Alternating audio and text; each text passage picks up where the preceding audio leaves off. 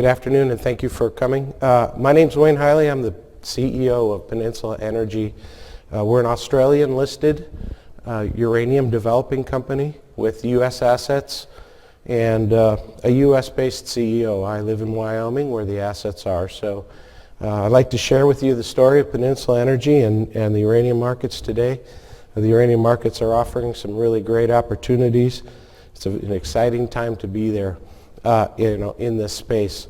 Peninsula Energy, first and foremost, is led by a very well-credentialed uranium production team. Unlike other uranium companies that have seen the spotlight lately, we're focused on production rather than exploration. And I think that's the place to be, because the uranium markets today are looking for near-term producers, are looking for companies that are ready to put pounds in the can and out to market, and Peninsula is really one of those stories. We're a company that today is postured and positioned to make a restart decision on our flagship project, the Lance project in the state of Wyoming. That restart decision is likely to be made in the second half of this year. I'll go through that story, but Peninsula also is perfectly positioned to play a key role in supplying nuclear fuel as a part of the green energy mix that the world is looking for, but also now as a part of a Western participant in a uranium market that is bifurcating between Eastern-oriented nations and Western-oriented nations. So our company today has a very strong balance sheet. I'll share with you that, and we also uniquely have significant cash flow coming from long-term sales, which we've been in the market, and we've been producing in the past, and we've been selling uranium for the last 5-6 years. So we have cash flow that supports our company year in and year out. So I'll tell you a little bit about all of the features of Peninsula Energy. First of all, as an Australian listed company, we have about 1 billion shares on issue. That's not so uncommon. Our share price is about 28 cents Australian. We also trade on the OTC MF, or on the OTC QB markets. Our symbol is PENMF, and our share price is right under 20 cents US per share. Our market capitalization is about 200 million, 280 million Australian dollars. We're debt-free, and we had about $10 million of cash in the bank at the end of the last reporting quarter. We also have a uncommitted uranium inventory that in today's price environment is valued at about $20 million. So we have really close to $30 million in liquid assets, cash and inventory. Our management team, which I mentioned in the first slide, production oriented, but the 8 people that you see in the lower corner represent about 180 years of direct production experience in the United States and around the world in uranium. Myself, I'm a career uranium person. I can't believe I said that, because it's been so hard to make a career in uranium. Most of the time the price has been down, but I've been fortunate and blessed to be in this industry for over 30 years. We have a very dynamic and evolving uranium market today, and seeing the spot price now reaching about $63.75 per pound. It's edging up towards 64. You can see the chart, how quickly the price of uranium has been rising. It's very dynamic, but the price today incentivizes production for most U.S. producers, and Peninsula is very well positioned to restart. Key developments. Why is the uranium market changing? First and foremost, the war, Russia and Ukraine. That's driving a shift between Western-oriented nations and Eastern-oriented nations. By law or by choice, the utilities that are on the Western orientation are going to stop relying on nuclear fuel from the country of Russia. And the Western markets today, without Russia's participation in them, are characterized by a supply deficit. We don't have enough uranium production, we don't have enough uranium conversion, we don't have enough uranium enrichment, and we may have enough uranium fuel fabrication. So the nuclear fuel cycle that supports the U.S. utilities and the European utilities needs to step it up. We need to ramp up production The world recognizes that, and that's driving the price up. EU is now recognizing nuclear as a part of their green energy mix. That's great for nuclear in Europe. And then another catalyst that really started about September of last year was the Sprott Uranium Fund, Physical Uranium Trust, starting to acquire uranium out of the spot market. Before the war, Sprott, with their vehicle Sput, had been acquiring uranium and taking what was mobile inventory out of the surplus inventory and sequestering it into their funds. They have no way of no intention and no mechanisms for releasing that uranium once they buy it. They just acquire uranium for the investment value. That was pushing uranium. It really started taking uranium from about $30 up to about $45, and then once the war started, we've seen it move from about 45 up to over 60. Here in the United States, the government, and I think the message here on the slide is, we're getting more and more government support for the nuclear fuel cycle. Both parties, the Democrats and the Republicans, are supporting nuclear now as a part of the green energy mix, and both parties recognize the importance of being self-reliant and are submitting bills in Congress and in the Senate that are emphasizing the independent nuclear fuel cycle and supporting uranium production, conversion, and enrichment as a part of that. So we're really in the right space at the right time. Let me tell you about Peninsula Energy and its projects. We have a long life asset. We have 54 million pounds of resource at the Lance project in Wyoming. And you know, to put that into context, that's really the largest known actively mined uranium resource in the United States. There's no single project bigger. We have defined 54 million pounds of JORC compliant resource, but you know, the geological assessment on the project says there's an exploration potential of up to 150 million pounds. So while we are content to have 50 million pounds in the largest project, this is a project of scope and scale like no other in the United States. We are currently licensed. We're fully licensed to produce. We have a 3 million pound per year production license. We have a 1 million pound per year production plant in place. The facility is modern. It was built in 2015 and started mining in 2016. We idled it in 2019, but now today we're getting ready to restart it. In the interim, from really 2018, 2019, 2020, 2021, we worked hard as a technical team to de-risk the project, to make sure that when we put it back into production that we would achieve the economic objectives of the project, to achieve the operating costs to make this project go.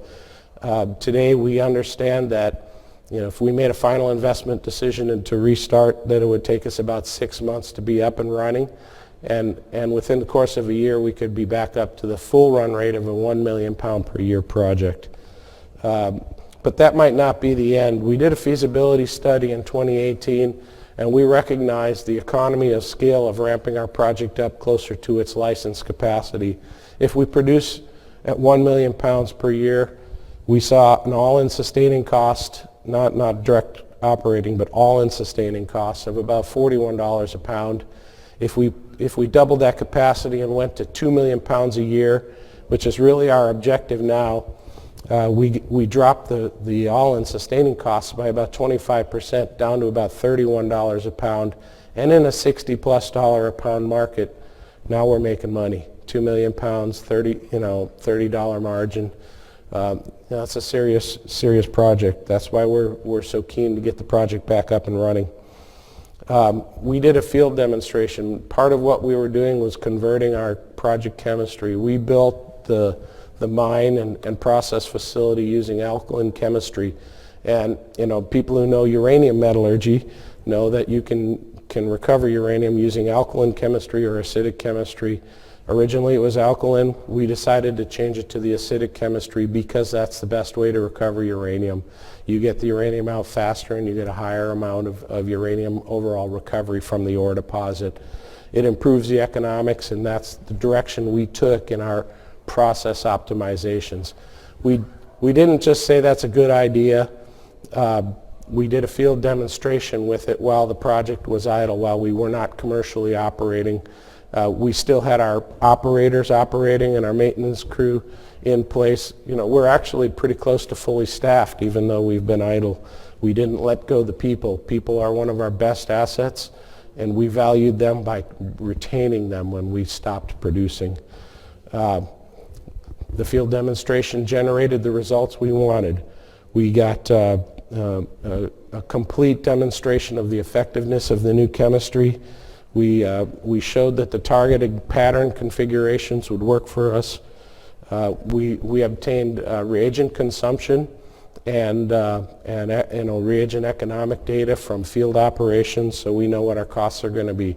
Today we're taking the field demonstration results and we're putting them into an updated feasibility study so that we can, you know, cross the T's and dot the I's and make sure that when we make our restart decision, we're making it on the best economic data that we can.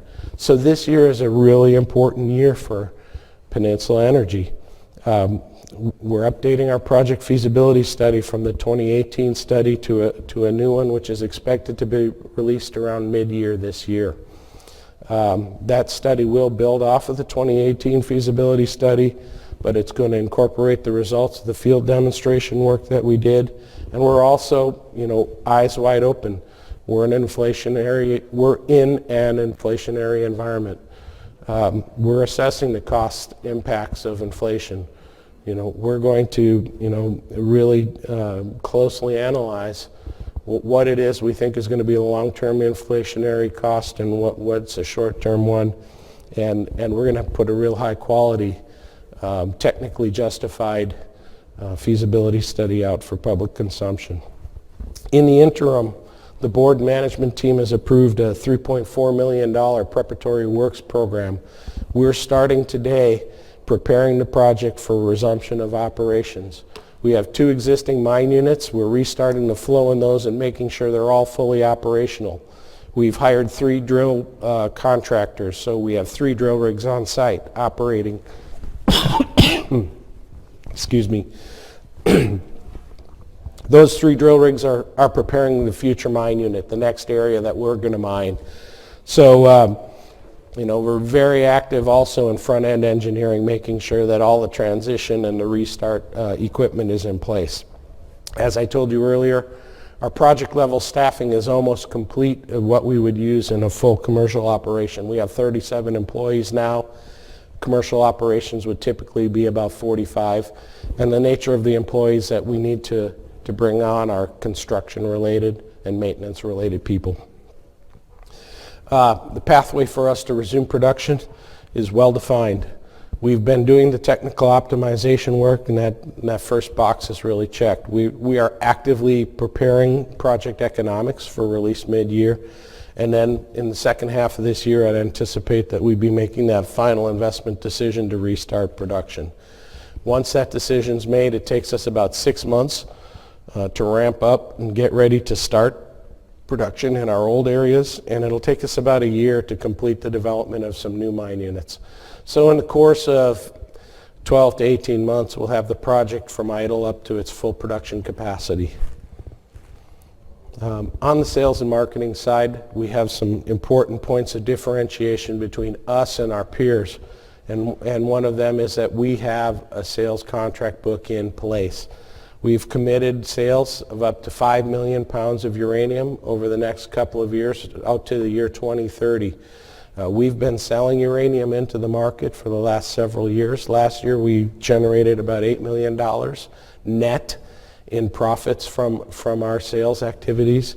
This year we're going to generate between $8 and $9 million net. We have a book that requires us to deliver 450,000 pounds to our customers.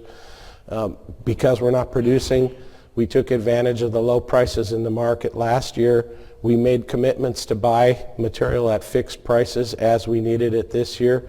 We'll be purchasing uranium around $30 a pound, and we'll be delivering it to our customers under contracts where we receive around $50 a pound.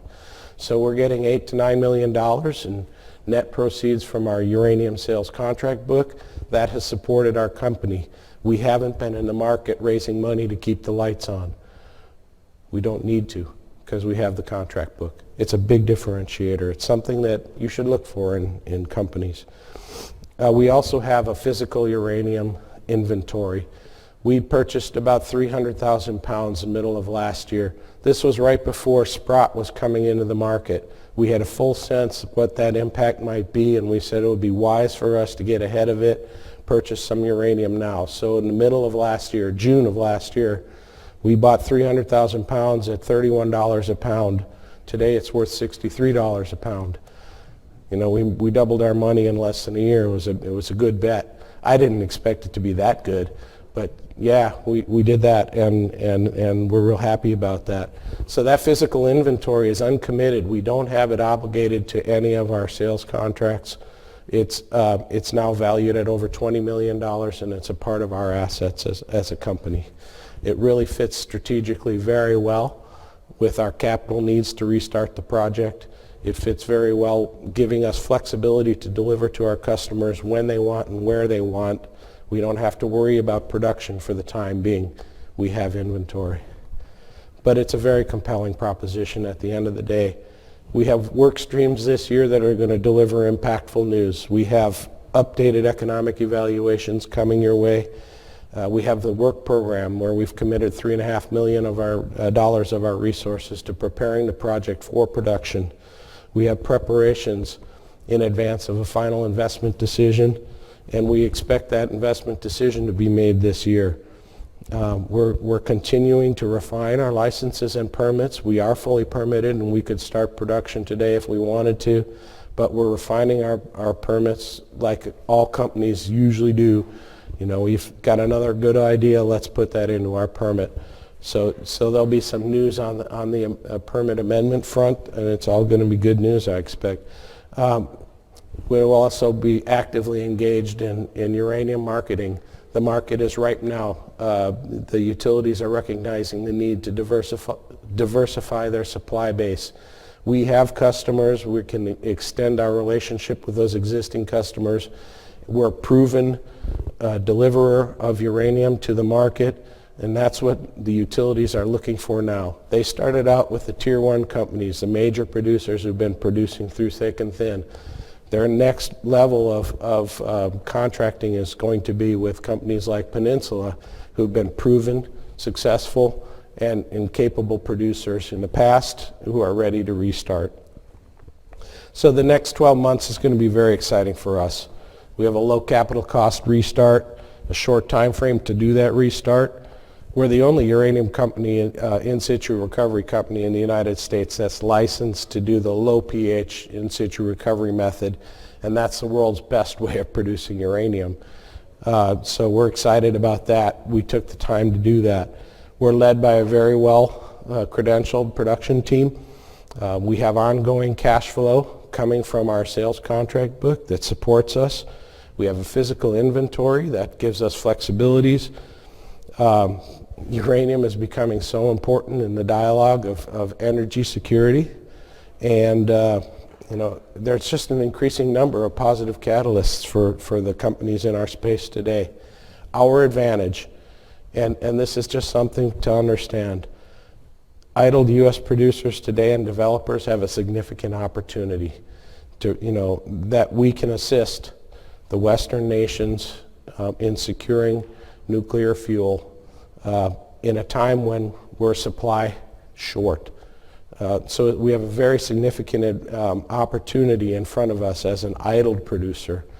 Most uranium producers that will come in front of you today, developers, are really, truly years away from achieving actual production readiness.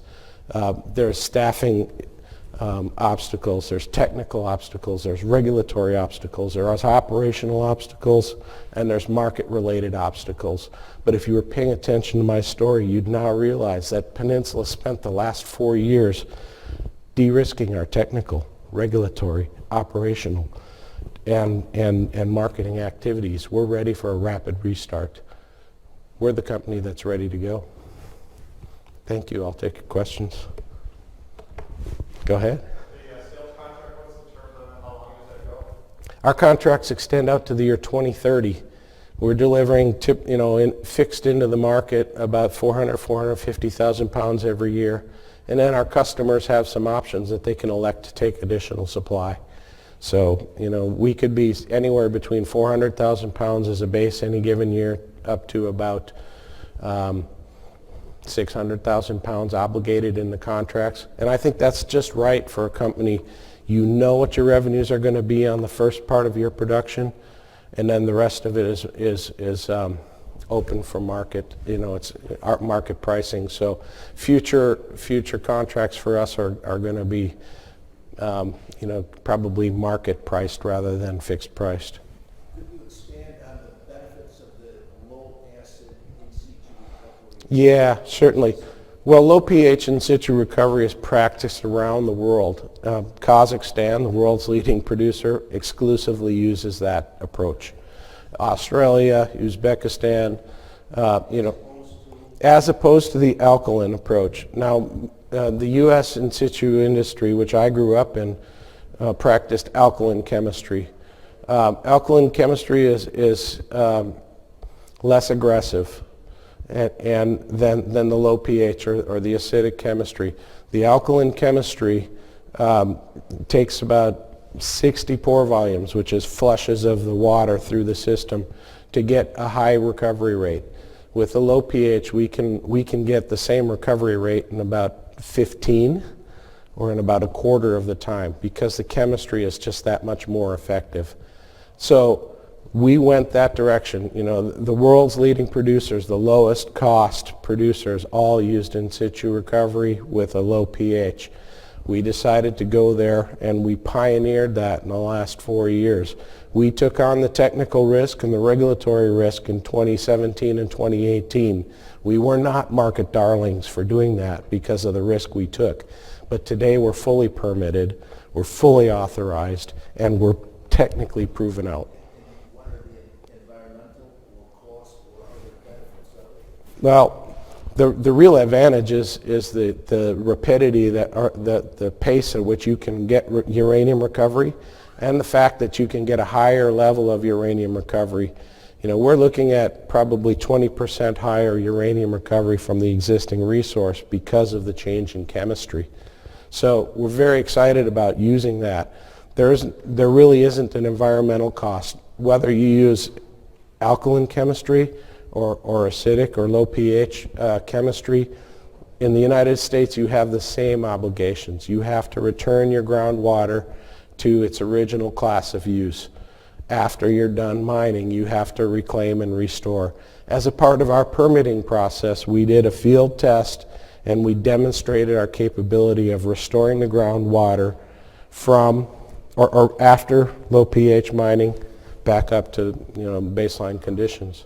So, for the regulators, we proved that we could do it. There really is no environmental impact that's different.